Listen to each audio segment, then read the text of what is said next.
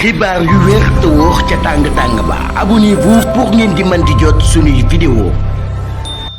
jërë ngeen jëf ci ànd gi ak ñun ci chaîne bi di Buzz 221 HD dañ koy dooree ci mbirum Madiambal Diagne moom mii nag daal dinay porté bataille bi ci terrain international bi muy xeex bi nga xam ne jàpp nañ da koy xeex ak état bu Sénégal moom mii ñi nga xam ni ñooy ay avocatam daan nañu nag daal saisir organisation bi nga xam ni mooy organisation internationale des polices criminelles muy Interpol ngir nag daal di sàkku ci ñoom ñu daal di suspendre wala sax ñu daal di annuler mandat d'arrêt international bi nga xam ni état bu Sénégal daf ko jëloon le 26 septembre maanaam ñaar fukki fan ak juróom-benn ci weeru septembre atum 2025 daal koy teg nag ci kaw Madiambal Diagne démarche boobee nag daal ñi ngi koy def ngir ab offensive boo xam ne dañ koo def jàpp ne ñoom conseiller Madiambal Diagne yi dañoo jàpp ne mbir moomee ab perquisition politique la boo xam ne nag ñi ko orchestré ñooy état bu Sénégal jëmale ko ci seen client ak seen famille ci communiqué bi nga xam ne nag daan nañ koy def avocat yi Me El Hadji Amadou Sall Boubacar Cissé Dior Diagne Antoine Mbengue Ousmane Thiam Pape Sène Arouna Bass ak Ramatoulaye Ba ak cabinet bu William Bourdon associé dénoncé avec virulence ab instrumentalisation politique carcérale caricatural maanaam daal jàpp na ni kon ab instrumentalisation politique la boo xam ne dañoo nekk di ko caricaturé ci ñi nga xam ne ñooy autorité judiciaire yu réewum Sénégal bii ba tey nag daal ñoom ñi ngi jàpp ni kon fondement yi nga xam ne nag daal moom la ay poursuite war a am loolu yi di ab rapport boo xam ne rapport unilatéral lay doon ak de la CENTIF loolu nag daal ñu jàpp ne ay base yoo xam ne daal yu primaire la ci seen ay droits répressifs waaye nag daal ñoom ñi jàpp ba tey daal seen client am na droit projet boo xam ne bu équitable lay doon loolu yi kon bokk na ci tax kon ñu daal di bind Interpol ba tey ci situation yi nag daal ñu daal di xam ne am na ab rebondissement ginnaaw bi nga xam ne ab interpellation daal nay am Madiambal Diagne à l'aéroport international Blaise Diagne ci guddi 23 septembre 2025 jamono bi nga xam ne ni maa ngi doon embarqué ngir dem ca Paris foofee nag fa la mbir ma daal di commencé stratégie juridique nag bi nga xam ne jàpp na ne am na ci muy stratégie juridique internationale daal di accompagner ab mobilisation médiatique et institutionnelle plus large collectif d'avocats ñu ngi sollicité ba tey union internationale de la presse francophone UPF ak yeneen organisation nag daal de défense des journalistes ñoom ñii nag ñëpp daal di daal jàppale gi nga xam ne kon moo di Madiambal Diagne dénoncé lañu jàpp ne kon ab acte politique la de perquisition contre ki nga xam ni moo di membre famille bu Madiambal Diagne ak ki nga xam ni moo di Madiambal Diagne ba tey défense bi sax ci mbir moomee ñoom ñii nag daal ñi ngi wax ci mbirum cas boo xam ne individuel la Madiambal Diagne dina poser des questions fondamentales sur l'état de la justice et la démocratie au Sénégal les avocats affirment que leur client est victime de représailles pour avoir toujours assumé sa proximité avec l'ancien président Macky Sall et pour son franc-parler dirigé envers toute la classe politique. kaneen ki nga xam ni daan nay am lante ak yoon du kenn ku dul Alioune Sall di rakk ci ki fi nekkoon njiitu réew bu Sénégal Macky Sall moom mii di rakk ci ki fi nekkoon njiitu réew bu Sénégal ak soxnaam bii di muy turu Aïssata Sall ñoom ñi ñëpp daan leen placé en garde à vue ñi ngi leen di toppee seetal xaalis bu léwu ci mbirum enquête boo xam ne dig mi ngi koy mane ci ay transactions relatives ci ay terrain yoo xam ne kon ma nga nekk ca Almadi ci ab rapport boo xam ne CENTIF daal di jàpp na nag mbir moomee am na lu ci leerul ñaari versement moo daal di am ci compte ancien maire de Guédiawaye loolu nag daal ñu daal di xam ne ni loolu yi kon moo daal di tax ba enquêteur nag daal di jublu ci mbir mi ngir xool ana lan moo xew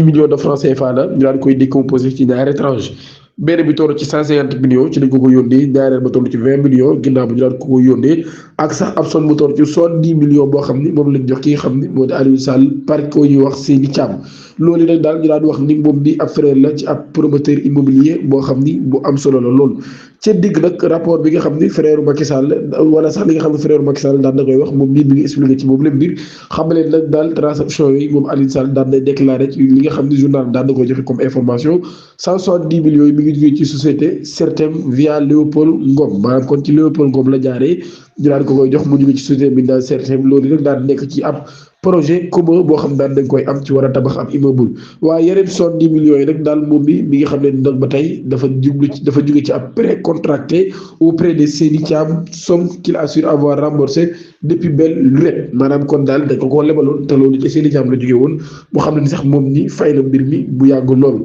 affirmation yooyu nag daal loolu yi convaincre benn yoon enquêteurs yu diggi ci loolu yi nag daal moo tax kon ñoom ñi jaar teg loxo ki nga xam ne kon moo di Aliou Sall moom Seydi Thiam mii rek daal dafa nekkul réewum Sénégal moo tax jamono ji kon mënuñu koo déglu ngir nag daal di xam fan la mbir mi nekk ba tey jamono ji ñuy wax ak yéen kon moom rakku Macky Sall bi daan nañ koy teg loxo Léopold Ngom nag daan nañ koy déglu waaye ginnaaw ba daan nañ ko bàyyi mu daal di ñibbiwaat ginnaaw ab audition am Aliou Sall ak soxnaam daan nañ leen di téye tey jii dinañ jàkkaarloo police judiciaire financière bi ngir ñu mën a xam nag lan moo am ci mbir mi. ba tey les Échos di xamle ni ñi nga xam ni dañoo bëgg a seeti Moustapha Diop ñu bëgg ko rendre visite ca prison ba mu nekk ñu daal di koy placé woon sous mandat de dépôt ci Rebeuss ñoom ñi ne daal nee nañ mënuñu koo gis ñi nga xam ne sax dañuy demandé permis ñoom ñii ñëpp nag daal amul benn suite boo xam ne daan da ci am doyen des juges moom moo xam ne lu ni mel ginnaaw bi nga xamee nag daal demandeurs yi amul benn motif boo xam ne kon war na leen di moo tax ñoom ñii bàyyiwuñ leen ñu dem seeti Moustapha Diop mairie bu Louga ñoom ñi nag daal jàpp nañ ni loolu yi dañoo nekk di salfaañaay ak xam moo tax ñu ngi koy ñaawlu bu baax a baax ci boobu leen mbir. Question de la dette cassée, l'ancien directeur national de la BCEAO pour le Sénégal Al Aminou Mohamed Lo tey jii mu nekk ministre d'État auprès du président Bassirou Diomaye Faye moom mi daan nañ def ay révélation bu kenn xaarul woon ci stratégie d'endettement menée sous le régime de Macky Sall biñ ko invité sur la 7TV moom mii nag daal daan nay xam leen nag daal dañ koo naxoon rek ba daal di koy jumloo bi nga xamee ni doon na défendre publiquement dette yi nga xam ne Sénégal daan na koy am mu ne ñun ñëpp nag daal dañ ñoo nax mu ne bi may défendre stratégie boobee rek daal xamu woon ni l'état réel des finances publiques nii la mel loolu yi daal di ay kàddu yoo xam ne wax na ko ci Walfadjri moom mii nekkoon ab haut cadre de BCEAO daal nay xam ne nag daal gouvernement actuel bi aussi ñoom ñii dañoo nekk rek ñoo xam ne dañoo tombé woon ci panneau boobu yi waaye ba tey moom mii bi ngi leer nag daal BCEAO seerewul yeneen dettes yi dettu FMI yi rek lay seere daal nag blanchir des paiements de la situation monétaire des banques tandis que tout ce qui touche au secteur réel notamment la croissance relève du ministère des gouvernement bi daan nay jël dogal bu am solo ngir nag lu ñeel mbirum inondation yi ak rentrée scolaire yi gouvernement du Sénégal daan nay organiser vendredi 10 octobre ab conférence de presse ngir baptiser kaddu pour présenter les dossiers prioritaires du moment la rencontre animée par le porte-parole Marie-Rose Khady Fatou Faye loolu war a xew ca building administratif président Mamadou Dia. 3 ministres ñoom ñi ñoo jël ay kàddu Mohamed Bamba Cissé nekk ministre de l'intérieur sur la sécurisation de l'espace public Cheikh Tidiane Dièye nekk ki nga xam ne moom moo géré wàllum hydraulique sur la gestion des inondations et Moustapha Maba Guirassy mi nga xam ni mooy ministre bi yor wàllum njàng mi moom nii mu war a wax nag ci mbirum rentrée scolaire bi ab initiative boo xam nag daal dañ ko illustré ci li nga xam jàpp ni gouvernement bi am na volonté boo xam ne daal bu am solo la ngir communiquer waaye tamit indi ci li ñuy wax wàllum transparence ngeen day daal mën a fexe ba rentrée scolaire yi nekk rentrée scolaire yoo xam ne yu jaar yoon lay doon ak nawet bi nga xam ni daal nañ ci nekk dañ koy tëjee ci wàllum sport les Lions du Sénégal ñoom ñi nag bëgg a am ndam face au Soudan du Sud pour nag daal di sécuriser seen ticket ca mondial 2026 boobee li nga xam ne nag daanaka choc bi ñëw na entre le Soudan et le Soudan du Sud